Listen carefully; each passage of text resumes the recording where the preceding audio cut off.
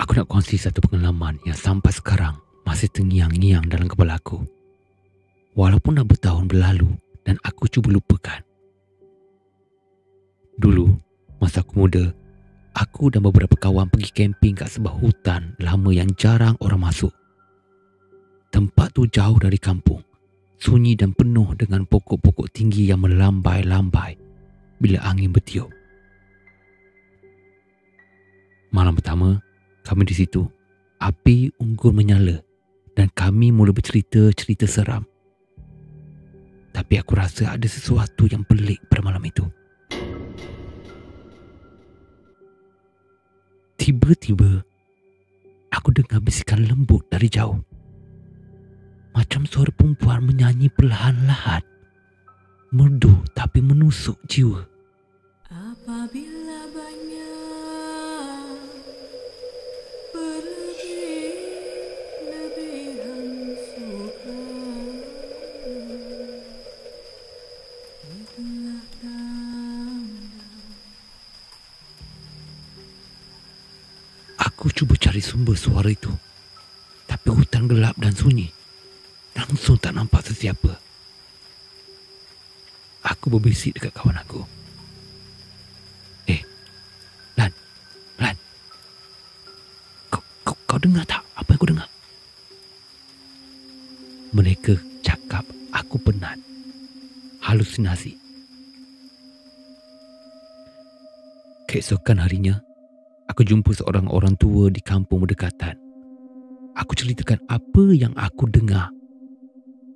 Dia pandang aku dengan serius dan kata, "Kalau engkau dengar nyanyian lembut macam tu dekat hutan ni, itu bukan suara manusia. Itu suara orang bunian. Mereka bukan manusia. Mereka makhluk dari alam lain yang hidup tersembunyi." Malam kedua, aku masih terdengar nyanyian tu. Dan kali ini, suara tu lebih jelas dan lebih dekat. Ingat akan dirinya mati, itulah asal berbuah bakti.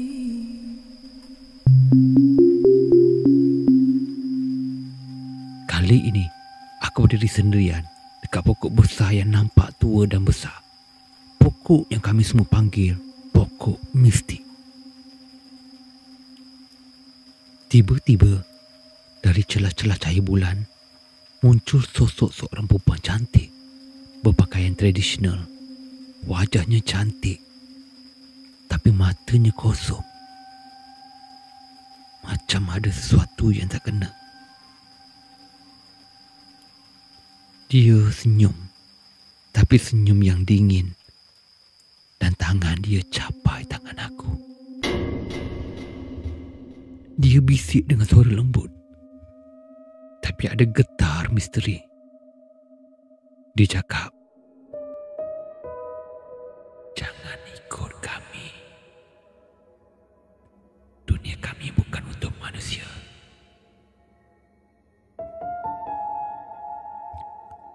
Aku cuba lepaskan tangan aku, tapi badan aku rasa berat dan kaku. Aku cuma mampu pandang dia. Jantung aku di waktu itu berdegup laju. Tiba-tiba dia hilang. Tapi aku rasa ada sesuatu ikut aku balik ke kemah. Malam tu, aku rasa ada yang memerhati. Ada yang menyentuh badan aku perlahan-lahan. Tapi bila aku buka mata, tiada siapa di situ.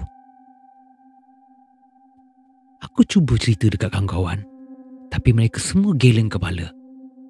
Mereka cakap, "Kau memang takut dengan hutan lah." Dan pagi esoknya, aku bangun. Aku buka mata. Aku bukan berada dekat kemah. Aku berada dekat tepi sungai. Jauh dari tempat camping asal. Kawan-kawan cari aku sampai ke petang, tapi aku tak boleh cakap apa-apa. Yang aku perasan, ada 3 garisan merah yang panjang dan dalam. Macam kesan cakaran. Sejak hari itu, aku tak berani masuk hutan tu lagi. Aku tahu orang berniaga tu benar-benar ada. Mereka boleh jadi teman, tapi juga boleh jadi ancaman.